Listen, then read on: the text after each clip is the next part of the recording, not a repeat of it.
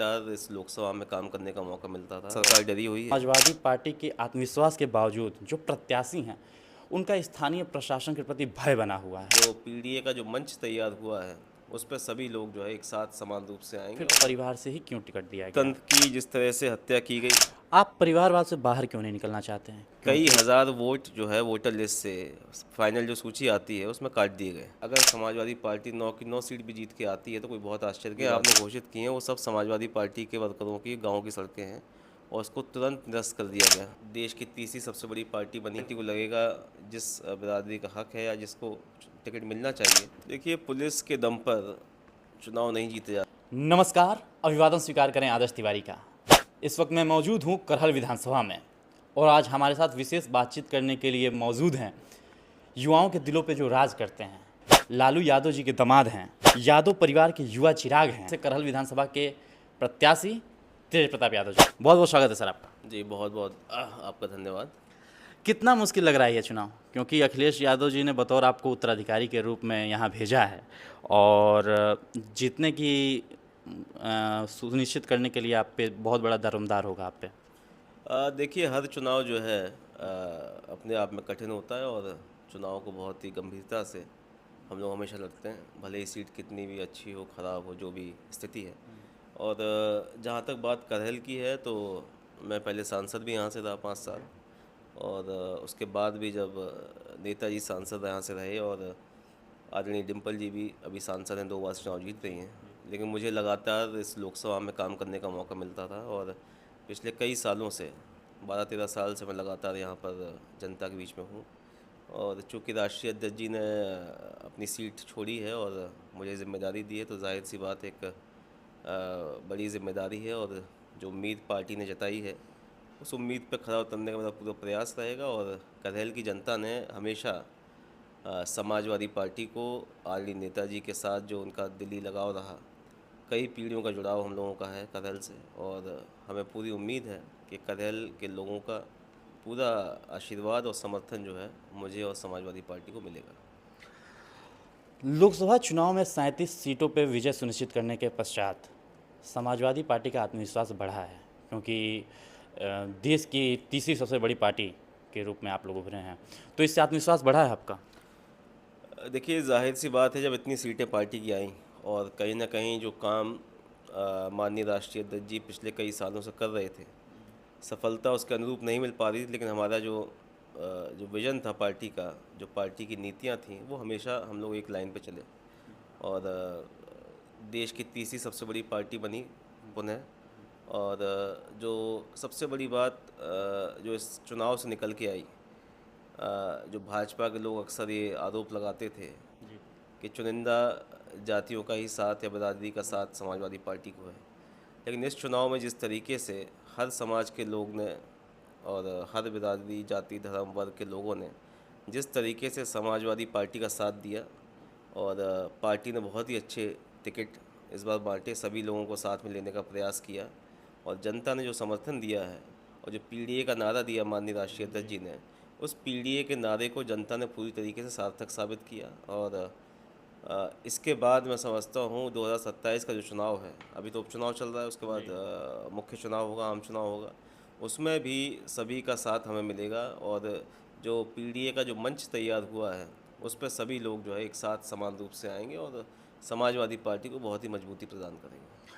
संतुलन न्यूज़ जो है उपचुनाव में लगातार विभिन्न विधानसभाओं में जा रही है और कवर कर रही है चुनाव को, तो कहीं ना कहीं ये देखने को मिल रहा है कि समाजवादी पार्टी के आत्मविश्वास के बावजूद जो प्रत्याशी हैं उनका स्थानीय प्रशासन के प्रति भय बना हुआ है, तो ऐसा क्यों है?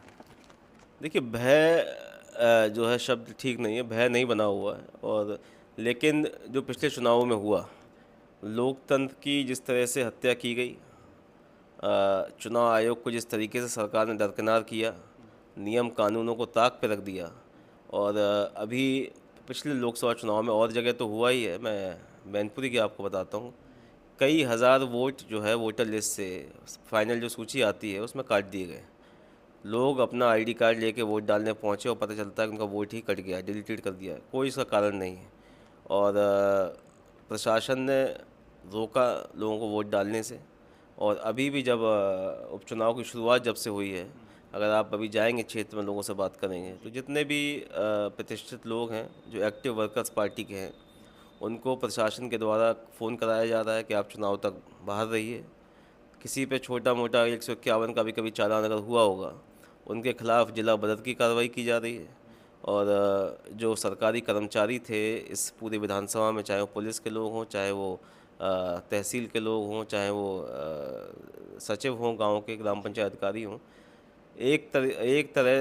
एक ओर से सबकी सूची बनाकर और ये सुनिश्चित किया गया कि पिछड़े, दलित समुदाय, अल्पसंख्यक समुदाय के जो भी कर्मचारी हैं उनको इस विधानसभा से निकाल के बाहर कर दिया गया चुनाव से ठीक पहले। तो ये कहीं ना कहीं सरकार के डर को दर्शाता है। सरकार डरी हुई है और इस तरह के हथकंडे जो पहले कभी की सरकार ने नहीं किए, वही लोग कर रहे हैं। लेकिन ये हमारे लोग, हमारे वोटर, हमारे कार्यकर्ता बहुत मजबूत हैं और उनको आता है चुनाव किस तरीके से लड़ा जाता है। भले ही कितना भी प्रशासन दबाव बनाए, लेकिन समाजवादी पार्टी जो है चुनाव जीत के जाएगी। 2022 में जो है रामपुर में लोकसभा चुनाव हुआ था, जहाँ पे वसीम रजा जी जो है सियासी थे। वहाँ जो है कई कई तरह के वीडियो आ रहे थे कि पुलिस बल प्रयोग किया जा रहा था और मुस्लिम जो मतदाता हैं वो मतदान केंद्र तक नहीं पहुँच पा रहे थे पुलिस बल की वजह से। अगर ऐसी स्थिति बनती है यहाँ पे, तो समाजवादी पार्टी की क्या रणनीति होगी? देखिए, पुलिस के दम पर चुनाव नहीं जीते जाते। वो एक अपवाद था जो रामपुर में हुआ, और हमारा कार्यकर्ता बहुत मजबूत है। हमेशा हवा के विपरीत हम लोगों ने चुनाव लड़ा, और भी सरकारें रहीं कई बार, लेकिन कभी यहाँ के लोगों ने न झुकना सीखा और न डरना सीखा। और अभी जब लोकसभा का उपचुनाव हुआ था, इसमें नेताजी के निधन के बाद आदरणीय डिम्पल जी जो चुनाव लड़ी थी, उसमें भी बहुत प्रशासन का रुख जो था बहुत ही खिलाफ था, और एक तरीके से अधिकारी जो है भाजपा के कार्यकर्ता के रूप में काम कर रहे थे। तो हमने वो दौर भी देखा, वो समय भी देखा, उससे भी हम लोग निकल के आए। और यहाँ की एक खूबसूरती इस क्षेत्र की ये है, आप रिकॉर्ड उठा के देखेंगे, अगर आज़ादी के बाद से, कुछ साल के बाद से ही समाजवादी विचारधारा वाली पार्टी ही यहाँ जीतती आई। और यहाँ के लोगों ने संघर्ष किया, और जितना प्रशासन परेशान करेगा, हमारे लोग उतना ही संघर्ष करेंगे और उतनी ज़्यादा मतों से पार्टी को जिताएंगे। ये आम चुनाव नहीं है, ये उपचुनाव है। इसके बावजूद समाजवादी पार्टी जो है कई जगहों पे, बहुत याद ऐसी जगह हैं जहाँ पे मुस्लिम प्रत्याशी जो है उतारी है। तो सत्ता परिवर्तन तो उपचुनाव से होना नहीं है, इसके बावजूद भी मुस्लिम प्रत्याशी जो है उतारे गए हैं अधिक संख्या में। तो क्या इससे समाजवादी पार्टी संदेश देना चाहती है मुस्लिम समुदाय को कि आपके हम ही हितैषी हैं, हम ही आपके जो है भरोसेमंद पार्टी हैं?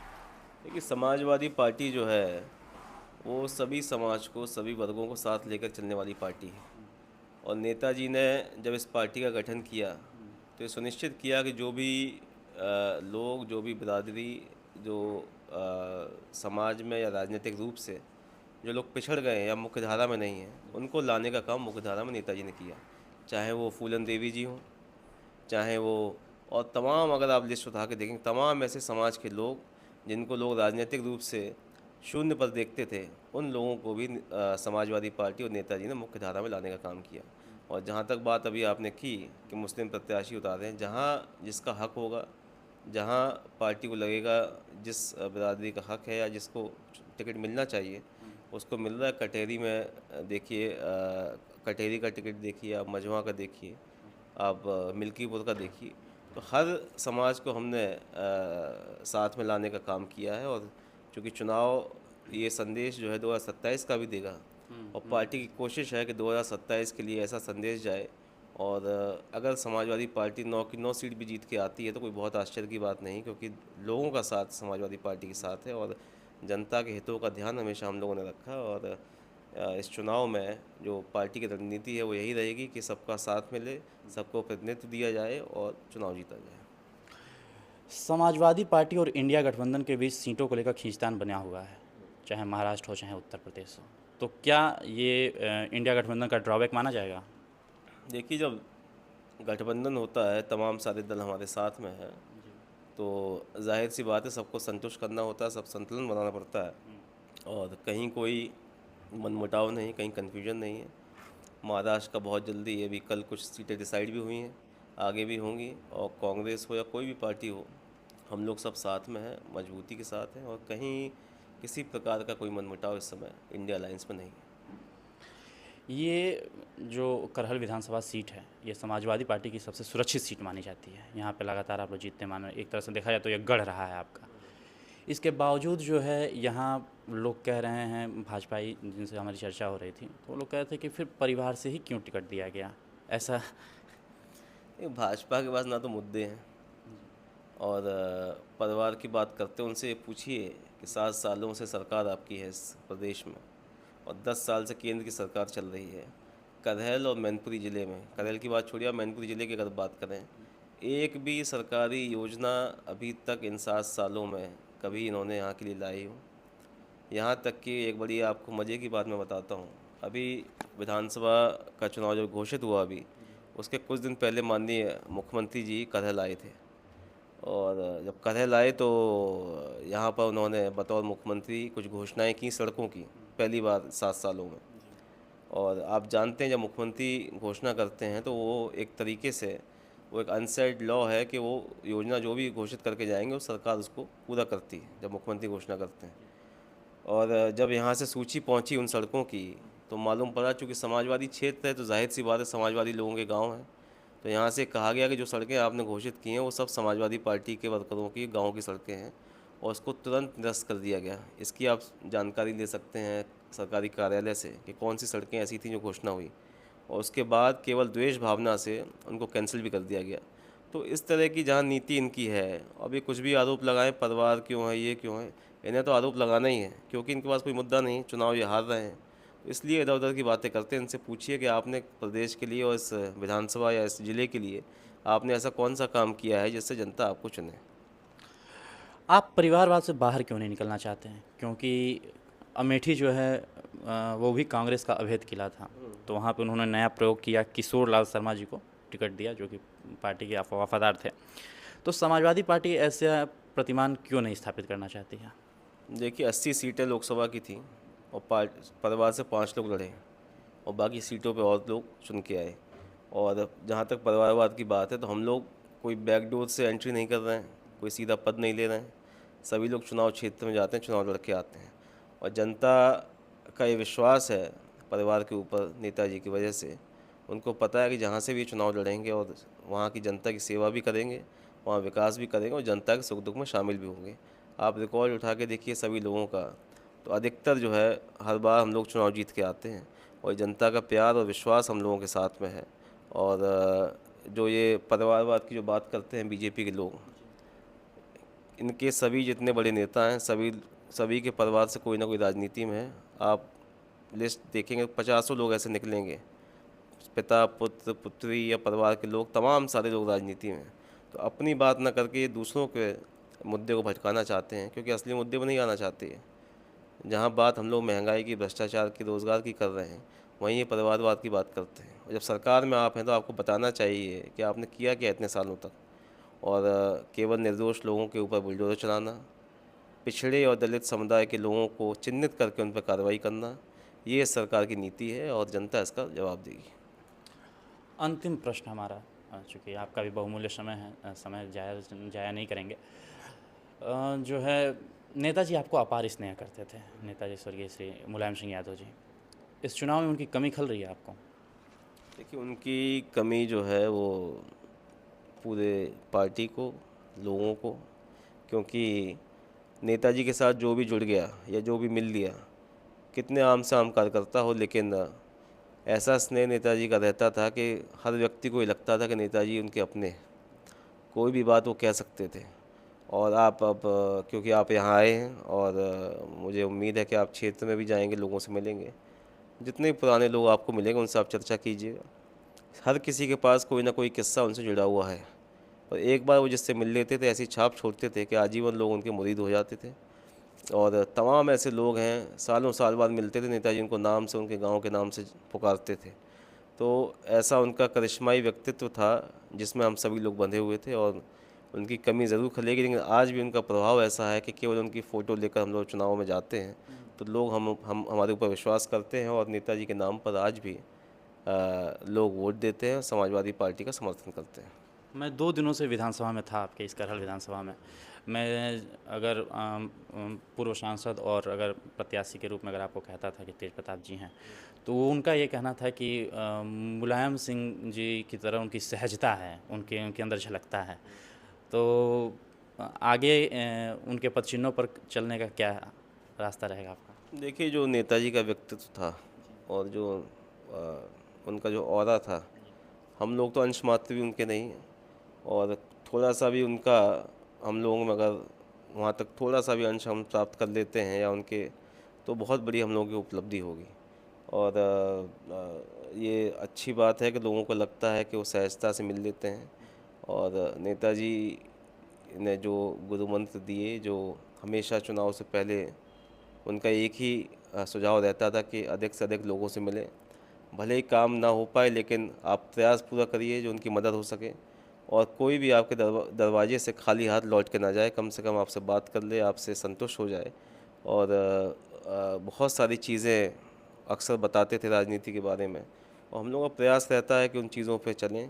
और इतने बड़े स्तर पर पहुंचने के बाद भी उनको चिंता ये रहती थी कि गांव में कच्चा घर तो किसी का नहीं है, बेटियां स्कूल जा रही हैं नहीं जा रही हैं, खेतों में फसल कैसी हो रही है। तो ये सब जो ज़मीन के मुद्दे हैं, जो गांव से जुड़े मुद्दे हैं, उनकी हमेशा उनको फिक्र रहती, चिंता रहती थी। तो ऐसा नेता मैं समझता हूँ न पहले कोई था न आगे कोई रहेगा, और हम लोगों का बड़ा सौभाग्य है कि उनके साथ काम भी करने का मौका मिला, उनका सानिध्य प्राप्त हुआ। और वो एक अपने आप में एक पूरा एक आइडियोलॉजी अपने आप में थे, और लगातार उनसे हम लोगों को सीखने को मिलता रहता है। और आगे भी उनके बताए रास्ते पर हम लोग चलेंगे, और उनके रास्ते पर जब तक चलते रहेंगे हम लोग कभी जो है परास्त नहीं होंगे, हमेशा सफलता की ओर अग्रसर रहेंगे। तो ये थे हमारे साथ करहल विधानसभा के सपा प्रत्याशी तेज प्रताप यादव जी। अपना बहुमूल्य समय आपने हमें दिया, इसके लिए बहुत बहुत धन्यवाद। हमें और हमारे सहयोगी अक्षय चावला को दीजिए इजाज़त।